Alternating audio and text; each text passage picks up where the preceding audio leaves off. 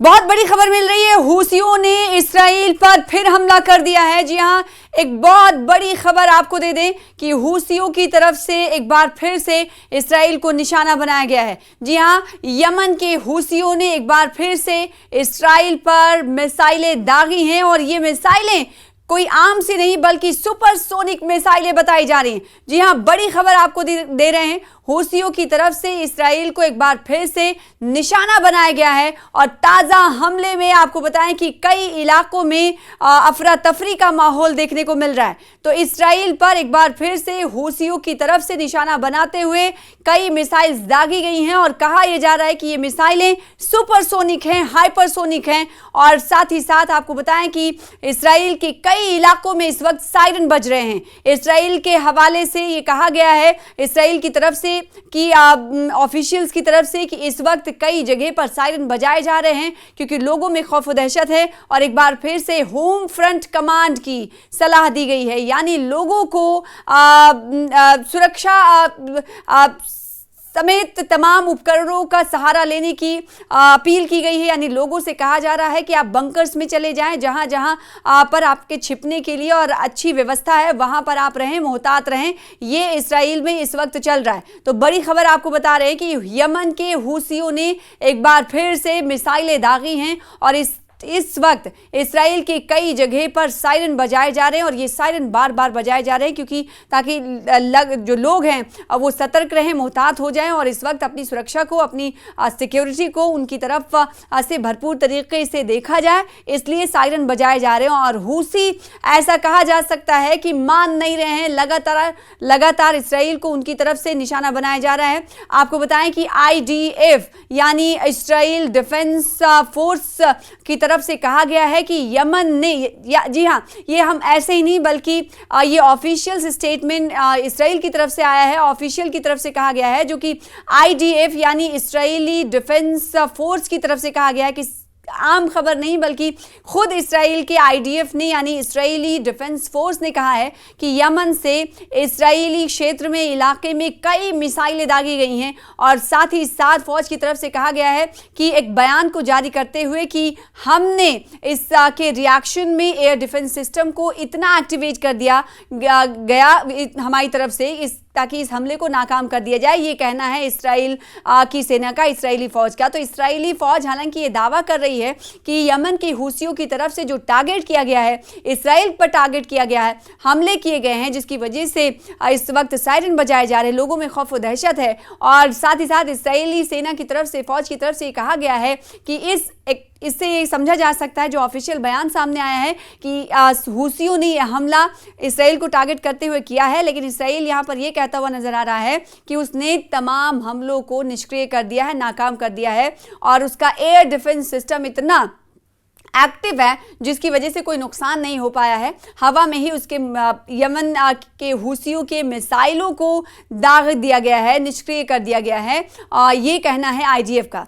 IDF ने दरअसल आपको बताया कि एक बयान जारी कर कहा है कि एयर डिफेंस सिस्टम पूरी तरह से एक्टिव है और किसी भी आपात यानी इमरजेंसी हालात से निपटने के लिए पूरी तरह से तैयार हैं। ये हमला ऐसे वक्त में हुआ है जब इस्राइल ने यमन के, आपको बताएं कि हूथी के हवाले से मिसाइल सुपरसोनिक के हमला करने के हवाले से इस पर जानकारी दी, जिसके बाद इस्राइल ने खुद आकर सामने कहा है, IDF ने यानी फौज की तरफ से कहा गया है कि यह हमला हूथियों की तरफ से इस्राइल को निशाना बनाते हुए किया गया और जिसका जवाब हमने भरपूर तरीके से दिया है। ये कहना है इस्राइली सेना का। तो यमन के, ईरान के हिमायती हूसियों ने इससे पहले क्या क्या हुआ है एक एक करके आपको जानकारी दे दे, इत्तलात दे दें, क्योंकि आपको मालूम है कि लगातार यमन के हिमायती हूसी लगातार इस्राइल को टारगेट कर रहे हैं और किस वजह से कर रहे हैं आपको मालूम है। इस वीडियो के जरिए ये भी हम बताने की कोशिश करेंगे। इससे पहले आपको बताएं कि यमन के हूसियों ने मंगल के रोज़ यानी 1 जुलाई को इस्राइल की तरफ एक बैलिस्टिक मिसाइल दागी थी, जिसे इस्राइल की जो एयर डिफेंस सिस्टम है, इस्राइल फिर उस वक्त भी कहता हुआ नजर बताया था कि उन्होंने इसे पूरी तरीके से कामयाबी के साथ नेस्तनाबूद कर दिया है, इंटरसेप्ट कर दिया है। और उसके बाद हमने देखा था कि जो हूसी थे उनकी तरफ से भी दावा किया गया था कि इस हमले का निशाना तेल अवीव के बेन गुरियन इंटरनेशनल हवाई अड्डा था।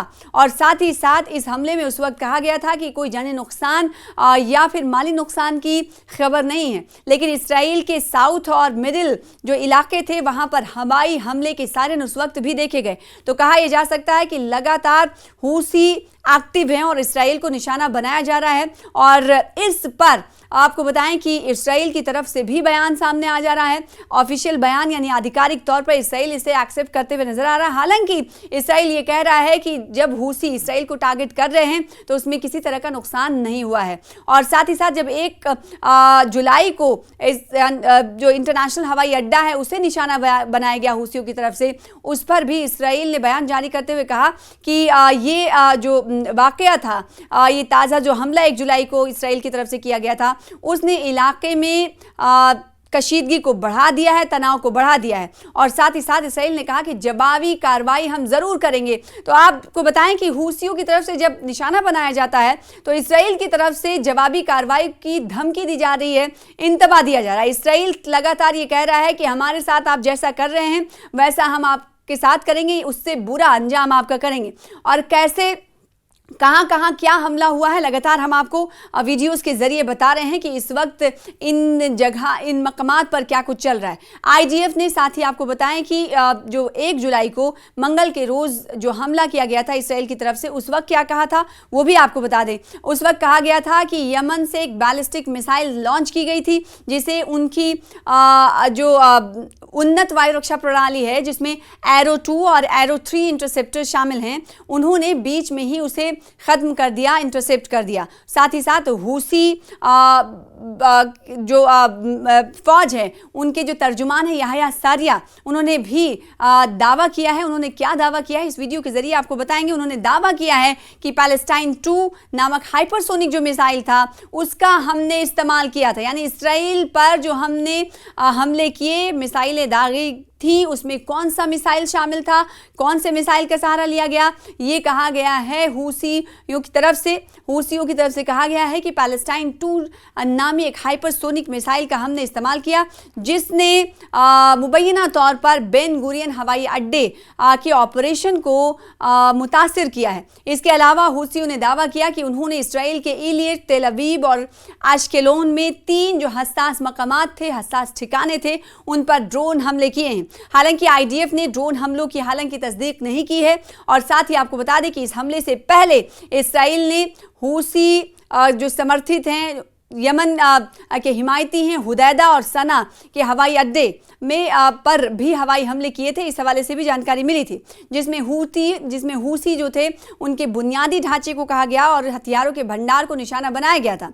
हूसियों ने इन हमलों को गजा में फ़लस्तीनियों की हिमायत में अपनी कार्रवाई बताया जो अक्टूबर 2023 में इसराइल हमास के जंग शुरू होने के बाद से उनकी हिकमत अमली का हिस्सा रहा है। साथ ही साथ इसराइल की तरफ से जवाबी कार्रवाई के तौर पर दूसरी तरफ अगर बात करें तो इसराइल के डिफेंस मिनिस्टर की तरफ से कहा गया है, इनका नाम है इसराइल कार्ड्स, उन्होंने कहा है कि हमले के बाद कड़ा रुख अपनाते हुए कहा है, चेतावनी दी है कि हमने तेहरान में सांप के सिर पर अटैक किया और अब हम यमन में भी हूसियों पर कार्रवाई करेंगे। तो यानी हूसी इसराइल को अगर निशाना बना रहे हैं तो इस तरह का बयान इसराइल की तरफ से आ रहा है। डिफेंस मिनिस्टर की तरफ से कहा जा रहा है कि हमने तेहरान में सांप के सिर पर अटैक किया और अब हम यमन में भी हूसियों पर कार्रवाई करेंगे। तो एक तरह से कहा जा सकता है कि इसराइल धमकी दे रहा है कि हमने जिस तरीके से हश्र तेहरान में किया था वैसे ही आपका हश्र करेंगे और उसी तरीके से हम दिखाएंगे कि हम क्या कर सकते हैं।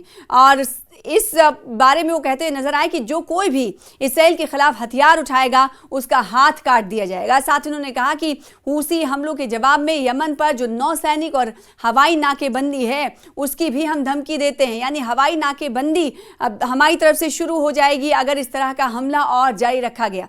आईडीएफ ने साथ ही साथ ये भी बताया कि इस हमले के बाद हवाई अड्डे पर उड़ानें कुछ वक्त के लिए रोक दी गई थी और जो एक सामान्य यानी प्रोटोकॉल का हिस्सा है।